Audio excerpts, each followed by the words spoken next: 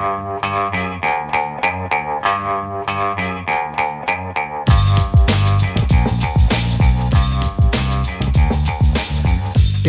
the Brian Lehrer Show on WNYC. Good morning, everyone. Let's not begin on the war today. You know, one of our principles for doing the show during the war is to not let everything else that matters get lost, right? So today we'll lead with another development that has global implications. And we're going to mention the war in Iran, but not center it.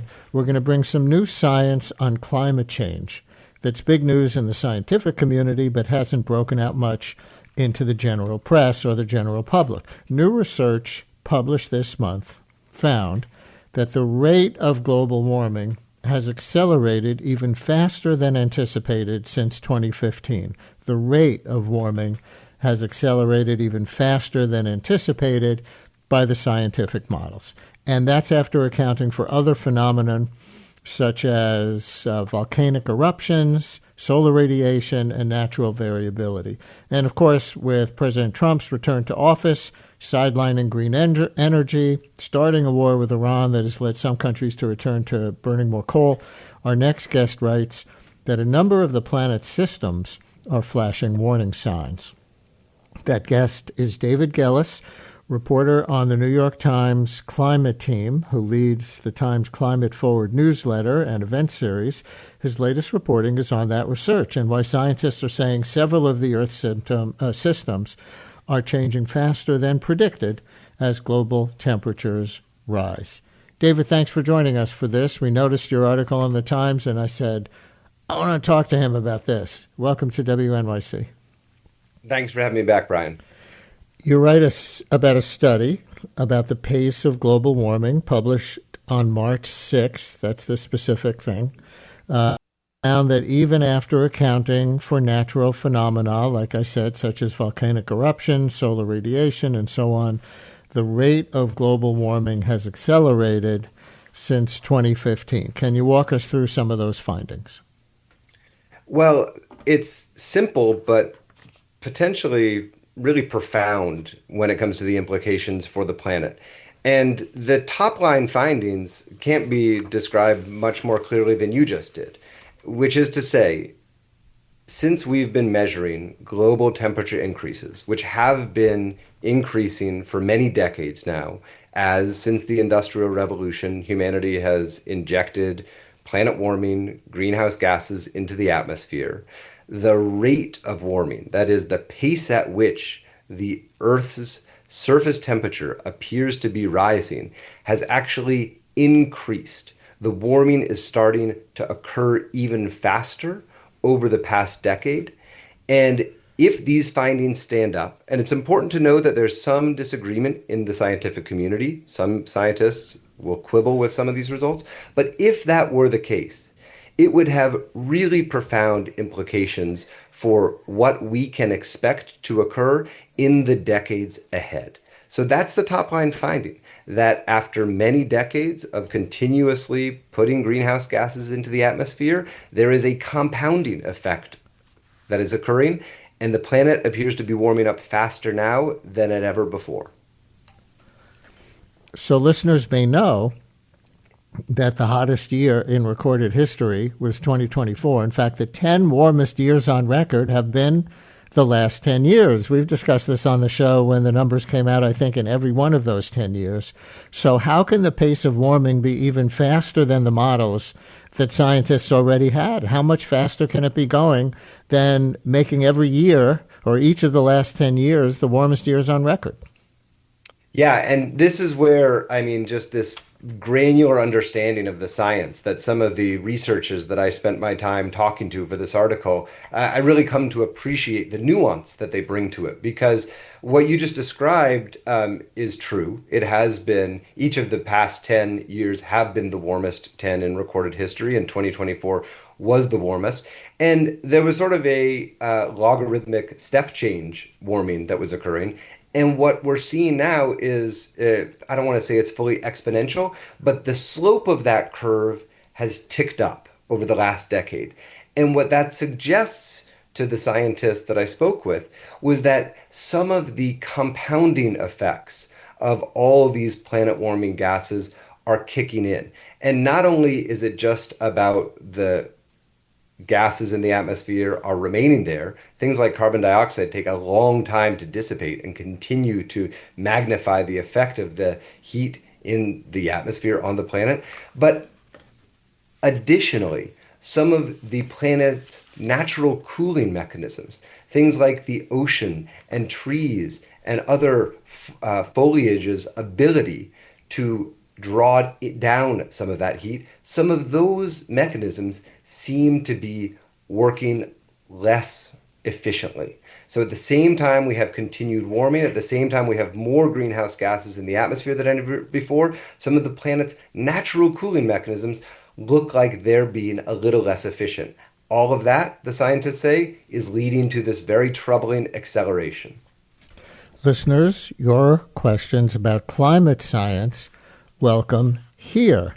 We're not going to talk so much about politics, though we will talk some about the political implications, the policy implications of these scientific findings, but mostly your questions about climate science, welcome here.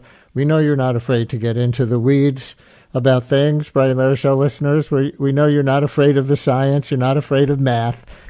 So your questions about climate science, welcome here. Actual science questions, welcome for David Gellis, who covers climate for the New York Times, including the implications of this new report showing faster warming than many models had predicted, or anything else related. 212-433-WNYC, as we continue to look more closely at what this report shows. 212-433-9692, call or text. And one place, David, that we might see the connection between heat trapped in the Earth's atmosphere and climate change is the ocean. And as you note, oceans absorb more than 90% of the excess heat in the atmosphere, and they are warming at an accelerating rate. That's one of the findings. So what's the latest science telling us about that? Well, and here it's important to denote two sort of fundamentally different things that we're talking about. That first paper that we just were discussing is about the rate of warming accelerating. And again, as I mentioned, there's still some debate about whether or not the actual rate of global temperature rise is actually accelerating. Everyone acknowledges each of the last 10, 11 years has been the hottest on record. But this question, somewhat technical about if it's accelerating, some are still quibbling with that. What there is very little debate about is the implications of the warming that has happened thus far. And that leads us directly to the oceans. Ocean temperatures have been warming at an accelerating rate. And we can talk about ocean temperatures, we can talk about glacier loss, we can talk about sea ice loss. The effects of global warming are indeed occurring at an accelerating rate. And those are also surprising scientists. So we sort of have the cause, if you will, this increase in global temperatures. And then we have the effects, things like ocean heat, glacier loss, sea ice loss, biodiversity loss. Those are also happening at an accelerating rate. And the oceans, you just said it, the oceans have been a source, the oceans have been one of the places where all that excess heat has gone. 91% or so of the excess heat in our atmosphere is absorbed by the oceans. New research suggests that the ocean's ability to absorb that heat and thus help to cool the planet is starting to diminish. That's raising big concerns among the scientific community as well. And as a result, you're right, of this extra warming, Antarctic sea ice is also plummeting, with the 4 lowest readings in the 47-year satellite record, all occurring over the past 4 years. Can you talk about the latest and connect the melting glaciers to global sea level rise? And then I'm going to ask you to say why this should matter to anybody, if we're just talking about ice and the height of the sea. But talk about those Antarctic sea ice plummeting stats and how they may be more surprising even to climate scientists than they would have imagined. Yeah, well, all of these things are connected. As the atmosphere heats up and oceans heat up, glaciers and sea ice melt faster. And as glaciers and sea ice melt at an accelerating rate, they reflect less of the sun's energy back into space. That was another way that Earth typically cooled itself. More of that energy is then being absorbed by the oceans, by the land. That then accelerates the warming. So all of these systems are connected. And one of the things that I heard from so many scientists I spoke with for this article is that what they see is a real strain, not on any one specific point, not just a flashing warning sign in one data point, but that the entire sort of web of systems as a whole all seem to be flashing warning signs simultaneously. And that, even in the 5 years or so that I've been covering climate change for the New York Times, has led to sort of a sense of alarm and concern among the scientific community that I hadn't quite picked up on until very recently. And you even mentioned something like sea levels. It's sea ice levels. It's in the 4 or 5 years since I've just been on this beat that we're starting to see real inflections in some of the data. And so all of that combined has led to a real sense among the scientific community, which was already pretty attuned to some of these challenges, that there is something really urgently troubling that's occurring, and they are trying to get the world to pay attention. So why should people in New Jersey or New Zealand or New anything care if Arctic sea ice is melting? How does it affect anyone's life? Well, listen, Brian, I don't want to be hyperbolic here. The melting of a little bit of sea ice is not going to have a direct consequence on someone at the mall in New Jersey. But in the aggregate, what we're talking about are these profound changes that are happening to Earth's natural systems. And I think anyone in the United States or in just about any part of the world who's experienced extreme weather over the last several years can understand what that means. As climate change continues and perhaps accelerates, what we're seeing is more extreme weather worldwide. That includes more extreme heat, more extreme droughts, stronger storms, more destructive fires, and all of that, again, is impacting lives and livelihoods and economies around the world. And what we're talking about in this story is the underlying science that documents sort of what trajectory we are on. And at this point, we as a species are continuing to emit more greenhouse gases each year than every year before. In fact, since 1997, which is when the Kyoto Protocol is one of the first big global agreements to try to limit greenhouse gases, since that agreement was signed, humanity has emitted more greenhouse gases since then than in all of combined history before. So that again gives you a sense of just how it might be that the actual temperature increase is now accelerating. These things take some time to kick in, and scientists say we are now starting to, reap what we have sown over all these decades.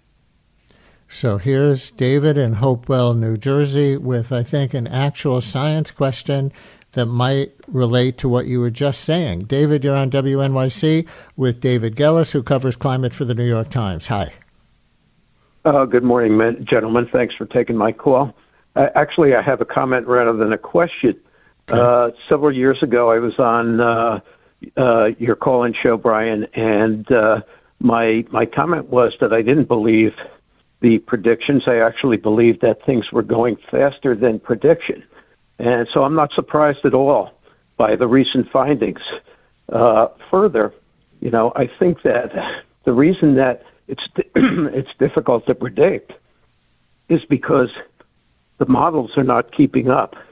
Data is changing so quickly, and models rely on data, that it makes it difficult for the models to make predictions on what's going to be happening like tomorrow or in the future. And finally, I think that some of the decisions made by the administration are so counterintuitive in these times that I'm just astounded. And those are my comments. Thank you. David, thank you very much. Thinking anything, listening to him, David? Listen, he was prescient. If he could see even back then that the models might not be entirely accurate and that, in fact, we might be blowing past the models. I guess the thing that most relevantly came to mind is something that he acknowledged at the end was that we have an administration right now that not only dismisses climate science broadly, has withdrawn from participation in international efforts to reduce emissions, but is in fact actively working to stymie clean, renewable energy in the United States and promote fossil fuels, which scientists have long understood is the main driver of this warming, which is jeopardizing and threatening so many ecosystems in the planet. And in fact, I mean, it was just this week, yesterday, I believe, that it was officially announced that the Trump administration would be paying $1 billion to Total Energies, a French company, so it would not build offshore wind farms off the coast of the East Coast, and instead would be investing in oil and natural gas projects in Texas. And I actually happen to be here I'm in England right now at a scientific gathering, and people are asking me questions about why it is this administration is making these kind of choices. And, it's not my job to explain, but what I do acknowledge is that those kind of actions run absolutely counter to the science that United States government scientists have been signing off on for decades now, and that the international community still understands is the fundamental bedrock of the climate science that has made clear for years that we are jeopardizing many of the fundamental systems that make life habitable on this planet by our continued burning of fossil fuels. Yeah, the Trump $1 billion story was on Morning Edition today, among other places. So some of our listeners might have heard it this morning. It is extraordinary. The government paying $1 billion to a company not to build wind farms to increase the, total amount of energy produced by renewables or the total amount of energy at all. I don't know. Maybe they think they can replace the total amount with this drilling in Texas that you mentioned that maybe they're going to do instead. But maybe that company would have done that anyway if the law permits, and it's still kind of $1 billion buy-off not to produce non-greenhouse gas energy. So here's some pushback, because one listener writes, climate change? Here in New Jersey, it snows when it's winter. We still have the 4 seasons. Please stop spreading false information. Earth has and will always change with or without us. So maybe, David, since this is a science segment, you can do some of the science on how they know, how scientists have concluded that it's human behavior that's primarily causing this. Sure. Well, it's absolutely true that it still gets cold in the northern hemisphere during the winter, and it still is going to get hotter in the northern hemisphere during the summer. Climate change doesn't mean that everywhere on Earth is getting hotter all the time. What it does mean is that on balance, the overall temperatures globally are increasing. And if you look at maps that show the pace and location of temperature anomalies, which is to say times at which any given region of the world has been warmer than they were for the past 50 or 100 years before that. And we have pretty good records for a lot of this stuff. What you see is that up until roughly the middle of the 20th century, there were anomalies, of course. Some places would have heat waves, some places would have cold spells. But what has happened in recent decades is just about everywhere in the world has started to experience sustained and regular heat anomalies, which is just to say that it is getting hotter on balance just about everywhere on Earth. And some places, like the Arctic, are warming at a really accelerating rate. And how do we know that this is the result of human behavior? Well, two things it's important to note. The listener also notes that yes, the Earth has heated up and cooled over the years, over long, long periods of time, tens of thousands, hundreds, millions of years. There have been ice ages before. We know this. The science tells us that. But the science also makes it clear that two things are fundamentally different right now. Number one, we have meddled with the Earth's atmosphere by injecting greenhouse gases, primarily carbon dioxide, but also other planet-warming gases such as methane. And the amount of carbon dioxide and methane that we have injected into the atmosphere through the burning of fossil fuels, through other industrial activities, through agriculture, is truly astonishing. And we have not seen a jump like that at any point in the past tens of thousands of years. It's an absolute spike on all the charts that shows this sharp rise in the concentration of greenhouse gases in the atmosphere. What we have also seen, and the scientists understood this would happen more than 100 years ago, is simultaneously with that, those global temperatures go straight up and to the right.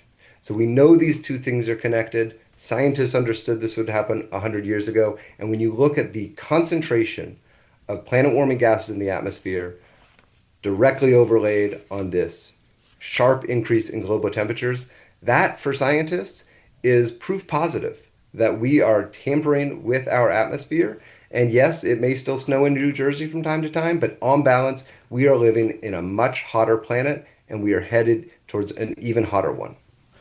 If you're just joining us, my guest is David Gillis, who writes the Climate Forward newsletter for the New York Times.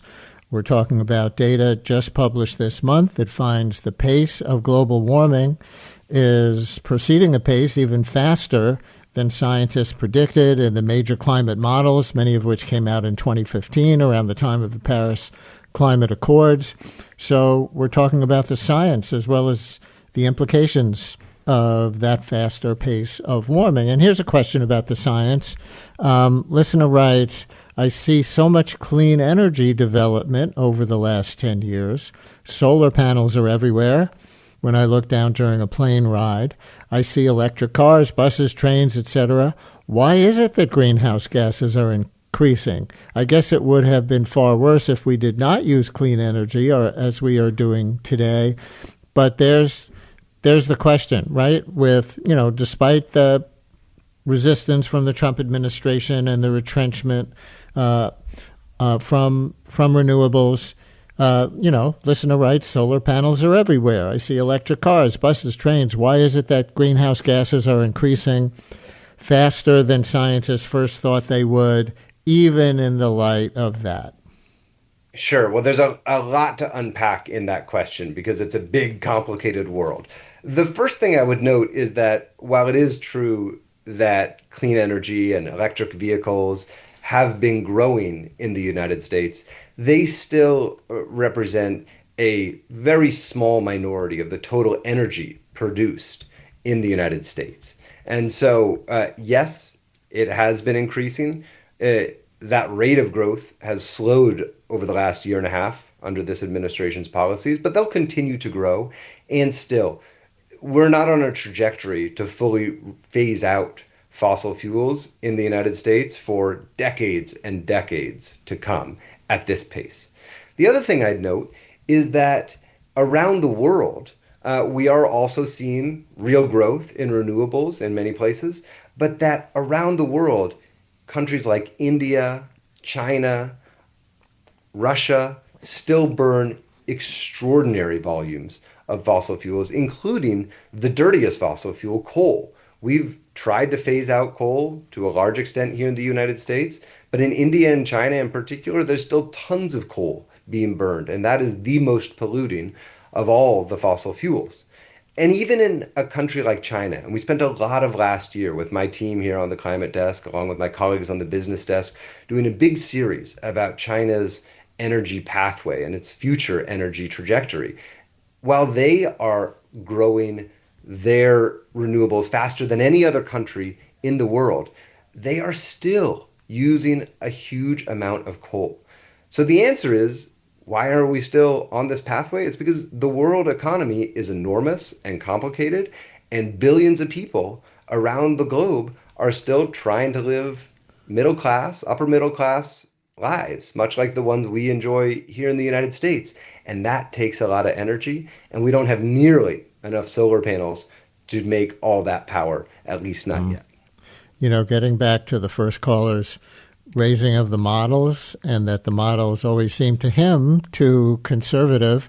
Another listener writes, why don't we automatically factor in unknowns when we calculate predictions? Scientists have been saying this is happening faster than we expected over and over, as long as I can remember, for decades. Surely we have a system for taking that into account by now. And maybe it gets to something statistical about any kind of prediction models, right? Because if prediction models are generally based on what has happened in the past, we see their limitations in so many different fields. We're seeing it in this, I guess. We see it in public opinion polling, right, with respect to elections. Oh, if this group of voters is going to vote similarly to the way they did in the past, then the election is going to come out that way. But people don't always behave the way they did in the past. Same with athletes' performance. If we, want to get down to that level thing with, a lot less consequences for humanity. But athletes don't always perform today the way they did yesterday. I wonder, this is probably a stupid question, but I'm just curious. Are there prediction markets on the pace of global global warming? Does Polymarket or anything like that have anything on this from recent years, and have the people who placed bets been more accurate than the scientific models? Or is that a question that's out of your portfolio? Brian, I think you just gave me my next story idea. No, I have heard about some of these. I think, as you may know, Polymarket's not fully available to U.S. users, or wasn't until very recently, perhaps. So I have not personally spent a lot of time exploring Polymarket, let alone betting on it. That's something I wouldn't be allowed to do as a New York Times reporter. But listen, I think what this story taught me is that it would be a risk to presume I or anyone else knew exactly how this was going to play out. These scientists that I spoke with have been studying this for years and years, and they find themselves surprised. And to something either this listener or maybe the one just before raised, there are these unknown unknowns, which is to say the Earth and all the ecosystems that make up this incredible web of life that we inhabit are complicated and interconnected. And one of the things that has surprised me over the last recent years is how these issues that simply weren't on my radar, and I think weren't on, an oceanographer's radar or a soil scientist's radar, emerge and suddenly make a difference. And what I'm referring to is things like permafrost melting. As global temperatures rise, we are seeing permafrost, these areas of the Arctic tundra, start to thaw. And as they thaw, they release methane at quantities and at paces that were surprising, even to the scientists who understood this. And that additional methane in the atmosphere starts to have downstream consequences and might, at the end of the day, accelerate warming, which would have other consequences. And so, as I reported this story, which looked not just at global warming, but at all these other interconnected systems, it became really clear that the models can only get us so far. And it's really going to be the observed data as this unfolds in real time that is going to make clear to us just how consequential our tampering with the Earth's atmosphere has been, because these changes are starting to happen in real time. And they are starting to have real consequences for countries and individuals and communities all over the planet. That was a really interesting answer, and more interesting than whatever I asked about prediction markets. So we'll continue in a minute with David Gellis, who's covering for the New York Times this report that came out this month indicating that global warming is proceeding even faster than the existing scientific models did predict. Tarkin in Jackson Hole, Wyoming, has a very interesting looking question about tipping points, and we will ask when we come back from the break how the war in Iran plays into this, because apparently it does. Stay with us.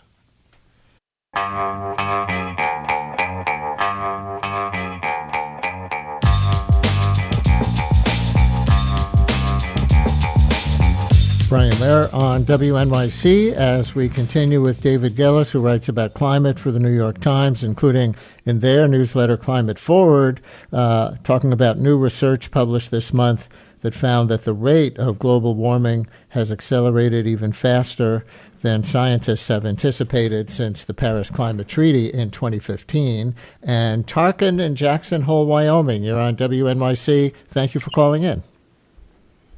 Hi, Brian. I love you. I'm sitting in the parking lot of the Jackson Hole Mountain Resort. I'm about to do some skiing. And just as a quick aside, there's almost as much brown as there is white snow on the mountain, and it hasn't been below freezing even at night for the last week, which is totally unheard of. But that's not my question. My question is around tipping points. I've heard about tipping points for years, and it's a very scary concept, which makes perfect sense. Like, as the ice caps melt, not only do they release extra greenhouse gases, so regardless of what we do, we're going to have all this, more tons of greenhouse gases released to make it worse. Plus, they slide off the land into the water, raising the sea level. So my question is, was there ever kind of dates set that are agreed upon by scientists, like, at this point, we're kind of too late to stop emitting ourselves? And if there are dates, have they changed, and what would they be? So. Thank you for that. David, you hear the question? I sure did. First, I think it's well worth noting the extraordinary weather that has happened across the Western United States this year. I'll come to the tipping points question, but let's acknowledge that this was one of the warmest winters the West had ever seen. The traditional snowpack simply did not accumulate. Ski resorts across the region were forced to operate on limited capacity. And then even when the snow did come, and California got a ton of snow a couple weeks ago, the heat that has arrived in the last couple weeks has been so intense that it melted almost that entire snowpack in a matter of days, at a moment when the snowpack is traditionally at its highest right now. And now, of course, there's this heat dome, which has been across much of the Western United States, pushing temperatures near or even above 100 degrees, even during the final days of winter. So to an earlier listener who said, it still snows in New Jersey, well, yes, but what we're seeing across the globe are these, what scientists would call once in a 1,000-year events, except they seem to be happening with frightening regularity. So to the issue of tipping points, there are a handful of tipping points, maybe a handful and a half of tipping points that scientists have identified.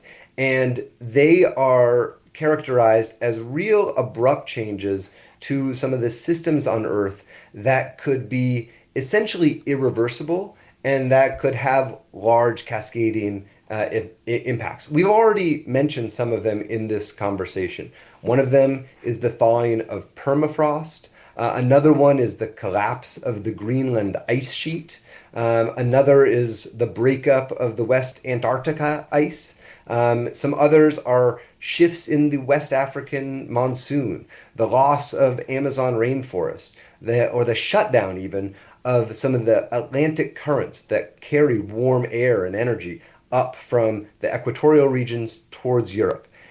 Scientists can't put a specific date on any one of these, but what they are doing is trying to track how likely it is any of these might occur in the next decades or century even. And the truth is, for some of them, the science still suggests that they are quite far off. Things like the abrupt thawing of permafrost in its entirety, they say we're a good ways off from something like that happening. For some of the others, though, there are signs that it's closer than they expected even a couple years ago, even a decade ago. Things like the loss of the Amazon rainforest and rapid desertification, things like even changes to that Atlantic current I mentioned. There are signs that the preconditions for real tipping points, especially those two happening, are starting to emerge again faster than scientists had expected. Now, what would happen if one of those tipping points actually was crossed? We don't totally know. As we've discussed many times in this conversation, we're talking about a vast web of interconnected systems, and it's impossible to know exactly what would happen and how it would all play out. But again, on those last two in particular, the shutdown of the what's known as the AMOC, this Atlantic current that carries warm energy up to Europe, and the loss of the Amazon rainforest, there's growing concern that those two tipping points may be closer than we thought. The war. You recently wrote, in addition to raising concerns about a humanitarian crisis and setting off a global energy crisis, the war in Iran is emerging as a major environmental disaster. So where does that fit in to what we're talking about? Does it at all, or is the war in Iran just too short a term thing to even really belong in this conversation? It absolutely belongs in this conversation. And of course, it's whenever we have a conversation about energy and climate in the context of war, I'm just always very quick to acknowledge, the real suffering and horror that's going on the ground right now. And so in no way is discussions of the emissions implications meant to take away from the reality of what people are living through right now. That said, the first time I wrote about this war was not in the context of global warming. It was in the context of environmental pollution. As you may recall, a couple weeks ago, U.S. and Israeli strikes hit oil depots around the Iranian capital of Tehran, and they turned the sky black. It was literally raining oil in a city of 9 million people. The gutters caught on fire because they were flowing with oil.